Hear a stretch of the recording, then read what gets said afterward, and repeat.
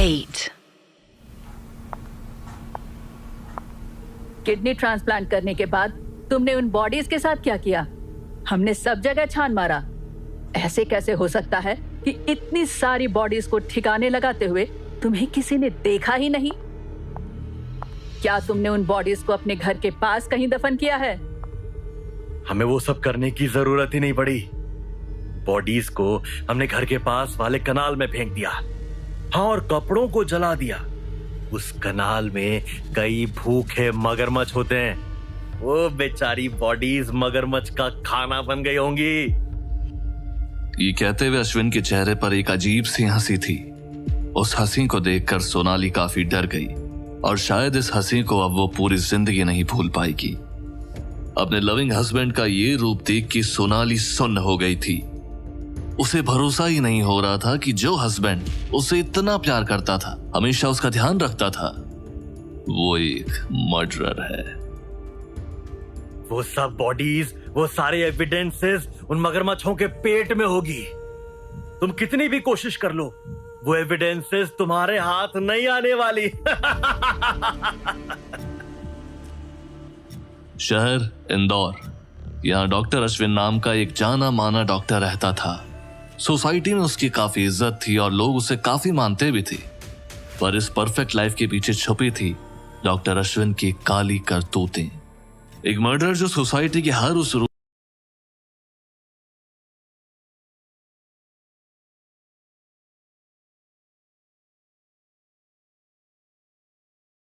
Death की।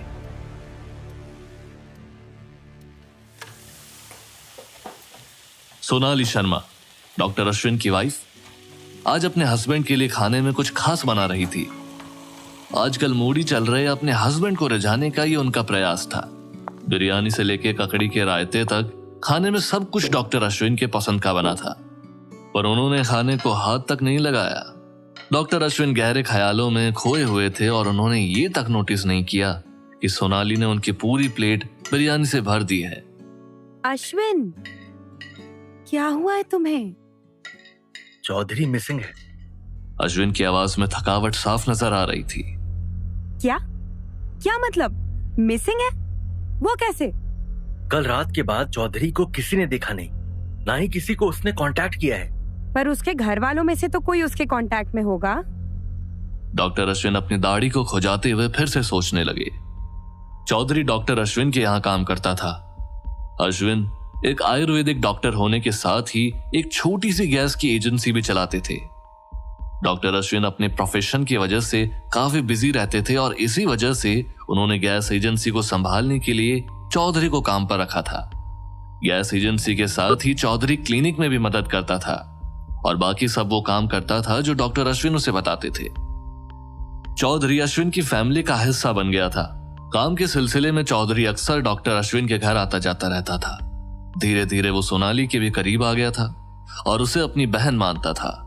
वो सोनाली को हमेशा भाभी भाभी कहकर बुलाता था और उसका मिसिंग होना डॉक्टर अश्विन को जितना अफेक्ट कर रहा था उतना ही सोनाली को भी कर रहा था। मुझे नहीं लगता चौधरी के घर वाले उसके कांटेक्ट में होंगे। काम के सिलसिले में उसे अक्सर घर से बाहर ही रहना पड़ता था। उसके घर वालों ने तो नोटिस भी नहीं किया होगा कि वो मिसिंग है। यार, सोनाली अपने घर वालों से नहीं पर मुझसे तो यूजुअली कांटेक्ट में रहता था। सो फिर कहाँ गया होगा वो? किसी दूसरे शहर तो नहीं चला गया? यही तो समझ में नहीं आ रहा। हमारा ऐसा कोई भी काम नहीं बचा था जिसके लिए उसे शहर से बाहर जाना पड़े, और अगर जाना भी पड़ता तो मुझे इन्फॉर्म करके जाता। अश्विन, तुमने उसे कॉल करके देखा? ऑफ कोर्स, पूरे दिन कॉल कर रहा था उसको मैं, पर कोई फायदा नहीं हुआ। अश्विन और सोनाली एक दूसरे को देख रहे थे। चौधरी के ना मिलने से इतनी ज्यादा टेंशन होना थोड़ा अजीब था, पर अब सोनाली को इसकी आदत हो गई थी। काफी दिनों से अश्विन का मूड भी ठीक नहीं था। डॉक्टर अश्विन एक ऐसे इंसान था जो अपने काम को काफी सीरियसली लेता था। क्लिनिक और गैस एजेंसी, इन दोनों को चलाने में वो काफी बिजी रहता था। घर में कभी भी आना कभी भी जाना एक आम बात हो गई थी, और इन्हीं सब की वजह से सोनाली ने आज अश्विन की पसंदीदा बिरयानी बनाई थी। पर कहीं ना कहीं उसे भी पता था कि जो कुछ भी चल रहा है उसे बिरयानी फिक्स नहीं कर सकती। अश्विन का बिहेवियर काफी बदल गया था। अश्विन के इस बिहेवियर के बारे में सोनाली ने अपनी बहन से बात की। उसकी बहन को लगने लगा कि अश्विन का पक्का कहीं अफेयर चल रहा है। मर्द तभी घर लेट आने लगता है जब उसका किसी के साथ अफेयर चल रहा हो। मेरी बात याद रखना, उसका कहीं ना कहीं जरूर चक्कर चल रहा है। तुम्हें केयरफुल रहने की जरूरत है। कुछ समय के लिए सोनाली को भी अपनी बहन की कही हुई बात पर भरोसा होने लगा था। अश्विन की हरकतें भी इस संदेह को बढ़ाने में हाथ बटा रही थी। अश्विन सारे पर्सनल कॉल्स अपने ऑफिस में ही लेता था और जब भी वो अपने फोन पर बात कर रहा होता था अपने ऑफिस का डोर बंद ही रखता था। पर चाहे अश्विन की हरकतें कितनी भी संदेहास्पद हो या उसके बिहेवियर में कितना भी चेंजेस आ गया हो, वो सोनाली को अभी भी उतना ही प्यार करता था जितना वो पहले करता था। सोनाली के प्रति उसका बिहेवियर कभी चेंज नहीं हुआ। वो आज भी उसे प्यार से ट्रीट करता था और अपनी मेहनत की कमाई उसकी झोली में डाल देता था। और चौधरी के होने की वजह से सोनाली को कभी ये जानने की जरूरत भी नहीं पड़ी कि उसका हस्बैंड कहाँ है, क्या कर रहा है। उसे हमेशा पता होता था कि अश्विन कहाँ जाता है, क्या करता है। पर आजकल अश्विन का घर आने जाने का समय काफी चेंज हो गया था। वो कभी घर जल्दी आ जाता था तो कभी देर रात तक उसका कोई पता नहीं होता था। वो काफी समय घर पर बिताने लगा, काफी घंटों टीवी देखते हुए तो कभी रातों को सोते समय घंटों खिड़की के बाहर देखता रहना। काफी दिनों से ये सिलसिला चल रहा था। अश्विन सोनाली की तरफ स्माइल करते हुए कहता है, इट्स फाइन, चलो खाना खाते हैं, मुझे बहुत भूख लगी है।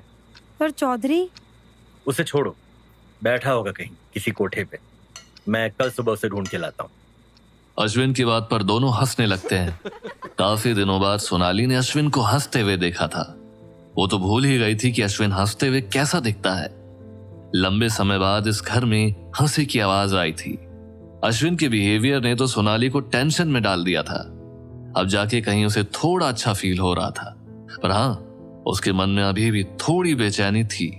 अश्विन को इतनी भूख लगी थी कि वो सोनाली के लिए ना रुके बिरयानी पर ताव मारने लगा। अरे मेरे लिए तो रुक जाते, कब से आप ही का वेट कर रही थी कि आप घर आओगे और आपको आपकी पसंदीदा बिरयानी खिलाऊंगी। क्या करूं सोनाली, इतनी भूख जो लगी है, और तुम्हारे हाथ की बनी हुई बिरयानी इतनी लाजवाब होती है कि मैं क्या, कोई भी नहीं रुक पाएगा। दोनों में हंसी मजाक चल रहा होता है कि तभी अचानक डोरबेल बजती है। एक बार, फिर 2 बार और फिर 3 बार बेल लगातार बजती रहती है। दरवाजे पर कौन है ये चेक करने के लिए सोनाली अपने हाउस हेल्प को आवाज देती है, मनोज, मनोज। पता नहीं ये काम के समय ही कहाँ चला जाता है। अरे किसी काम से बाहर गया होगा, तुम ही जाकर देखो ना दरवाजे पर कौन आया है। सोनाली थोड़ा फ्रस्ट्रेट होती है, पर आखिर अपनी कुर्सी से उठकर दरवाजे की तरफ बढ़ने लगती है। सोनाली दरवाजे तक पहुंचने वाली होती है कि तभी कोई बाहर से दरवाजा तोड़ देता है। ये क्या है? कौन हो तुम लोग? मेरे घर में घुसने की हिम्मत कैसे की? दरवाजे पर खड़ा होता है लोगों का हुजूम। सोनाली को चंद लम्हों के लिए कुछ समझ ही नहीं आता कि आखिर हो क्या रहा है। लोगों की भीड़ उसके घर के अंदर आ चुकी होती है। पुलिस? वो उसी जगह पर ऐसे खड़ी रहती है जैसे वो कोई पुतला हो। पुलिस वाले उसे पीछे छोड़कर अश्विन की तरफ बढ़ने लगते हैं। एक ऑफिसर सोनाली को कॉर्नर में ले जाती है और बाकी सारे पुलिस वाले अश्विन को घेर लेते हैं।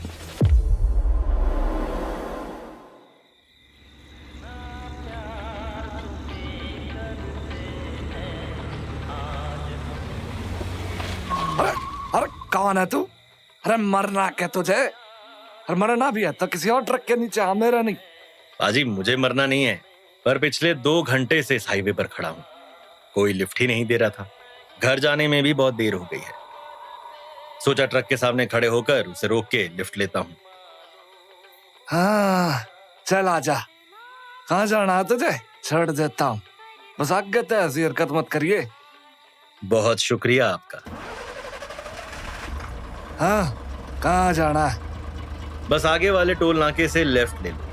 ट्रक ड्राइवर अश्विन के बताए हुए रास्ते की तरफ मुड़ जाता है। ये तो कच्चा रास्ता लाग रहा है, मेरा ट्रक ना जाएगा यहाँ पे। आप टेंशन ना लो, ये कच्चा रास्ता शॉर्टकट है, आपका भी टाइम बच जाएगा। ट्रक ड्राइवर उस कच्चे रास्ते से जाने के लिए मान गया। अश्विन और ट्रक ड्राइवर बातचीत करते हुए जा रहे होते हैं। एक समय के बाद रास्ता पूरी तरह से सुनसान हो जाता है। ट्रक की लाइट छोड़ के वहां पूरी तरह से अंधेरा होता है और तभी अश्विन अपने बैग से एक चाकू निकालता है। ट्रक ड्राइवर अश्विन की इस हरकत से थोड़ा बौखला जाता है और ट्रक को रोक देता है। अरे ओए, इस चाकू के साथ क्या कर रहा है? बाजी, चाकू तो खास आपके लिए है। और अश्विन ने पलक झपकते ही उस चाकू से ट्रक ड्राइवर के गले पर वार कर दिया। एकदम से हुए इस हमले से ट्रक ड्राइवर खुद को बचा नहीं पाता और देखते ही देखते उसके गले से खून निकलने लगता है। और ये था अश्विन का पहला शिकार।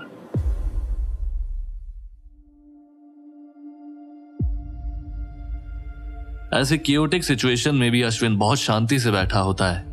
उसके चेहरे पर डर का कोई भाव नहीं होता। तो दूसरी ओर सोनाली कुछ सोच समझने की हालत में नहीं होती।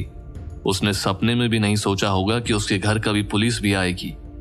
जिस पुलिस ऑफिसर ने सोनाली को पकड़ के रखा होता है वो कहती है, डॉक्टर अश्विन शर्मा, मैं हूं इंस्पेक्टर प्रिया गुप्ता, इंदौर पुलिस। आपको मल्टीपल मर्डर, किडनैपिंग और intimidation, highway robbery, theft of property और सेल ऑफ स्टोलन गुड्स, इन सारे ही चार्जेस के अंडर अरेस्ट किया जाता है। आपको कुछ भी ना कहने का अधिकार है। आप जो भी कहेंगे वो आपके अगेंस्ट कोर्ट में यूज किया जाएगा। सोनाली के कुछ भी समझ नहीं आ रहा था। वो शॉक थी। इंस्पेक्टर प्रिया गुप्ता ने बोली हुई कोई भी बात उसके पल्ले नहीं पड़ रही थी। मर्डर, रॉबरी, किडनैपिंग, वो भी मेरे हस्बैंड। अश्विन ऐसे कैसे कर सकता है? जरूर पुलिस को कोई गलतफहमी हुई है। मेरे हस्बैंड ऐसे बिल्कुल भी नहीं कर सकते। सोनाली के दिमाग में बस यही बात चल रही होती है। किसी तरह सोनाली अपने आप को संभालते हुए पुलिस वालों से कहने लगती है, आपको कोई गलतफहमी हुई है। मेरे हस्बैंड एक डॉक्टर हैं, डॉक्टर। आपसे जरूर कोई गलती हुई है। आप मेरे हस्बैंड को इस तरह गिरफ्तार नहीं कर सकते। सोनाली बार बार अपने हस्बैंड को बेगुनाह होने की बातें कहती है। वो पुलिस वालों से मिन्नतें करने लगती है, पर इन सब चीजों का कुछ फायदा नहीं होता। उसकी आंखों के सामने पुलिस अश्विन को ले जाते हैं। सोनाली भी उनके पीछे पीछे जाने लगती है, पर 2 महिला कांस्टेबल ने उसे पकड़ लिया। अश्विन को पुलिस के साथ जाते हुए देखने के सिवाय सोनाली के पास कोई चारा नहीं बचता। सोनाली अपने घर से अश्विन को पुलिस की जीप में बैठते हुए देख रही थी। उसका रो रो के बुरा हाल हो गया था। अपने बेगुनाह होने के बारे में एक बार भी पुलिस को ना बोलना उसके लिए सबसे ज्यादा कंफ्यूजिंग था। आखिर अश्विन कुछ बोल क्यों नहीं रहे थे? वो इतनी आसानी से पुलिस के साथ कैसे चले गए? क्या कहीं पुलिस के लगाए हुए आरोप सही तो नहीं? नहीं, अश्विन ऐसा कभी नहीं कर सकते। आज हम आपके हस्बैंड के खिलाफ केस फाइल कर रहे हैं। आज की रात वो लॉकअप में ही बिताएंगे और कल सुबह कोर्ट में उनकी पेशी होगी। आपको किसी लॉयर को हायर करने की जरूरत पड़ सकती है। पर अभी तो उन्हें जाने दीजिए। आप उन्हें ऐसे लॉकअप में बंद नहीं रख सकती। मिसेस शर्मा, मैंने आपको पहले ही बता दिया है, आज की रात आपके हस्बैंड लॉकअप में ही बिताएंगे। आप अभी कुछ नहीं कर सकती। पर उन्होंने किया क्या है? मुझे भरोसा नहीं होता कि वो मर्डर, किडनैपिंग जैसे काम कर सकते हैं। वो एक नेक इंसान है। मिसेस शर्मा, क्या आप न्यूज नहीं देखती? आपको पता नहीं है कि आपके हस्बैंड कौन है? सोनाली को समझ नहीं आ रहा था कि वो क्या जवाब दे। ये देखकर इंस्पेक्टर प्रिया कहती है, आपके हस्बैंड वो इंसान हैं जिसे मीडिया वाले डॉक्टर डेथ के नाम से बुलाते हैं।